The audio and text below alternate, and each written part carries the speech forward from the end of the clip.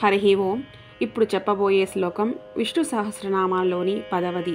ఈ శ్లోకాన్ని కృత్తికా నక్షత్రం 2వ పాదం వృషభ రాశి వారు ప్రతినిత్యం పఠించినచో సకల దోషాలు, గండాలు, ఆపదలు తొలగి జీవితంలో విజయం చేకూరుతుంది. కృత్తికా నక్షత్రం 1వ పాదం మేషరాశికి, కృత్తికా నక్షత్రం 2, 3, 4 పాదాలు వృషభ రాశికి చెందుతాయి. కృత్తికా నక్షత్ర అధిపతి సూర్యుడు, గణము రాక్షస గణము. శ్లోకము: సురేష శరణం శర్మ విశ్వరేతా ప్రజాభవః అహ సంవత్సరో వ్యాలః ప్రత్యయః సర్వదర్శనః. సురేష శరణం శర్మ విశ్వరేతా ప్రజాభవః అహ సంవత్సరో వ్యాలః ప్రత్యయః సర్వదర్శనః. సురేషః శరణం శర్మ విశ్వరేతాః ప్రజాభవః అహ సంవత్సరః వ్యాలః ప్రత్యయః సర్వదర్శనః.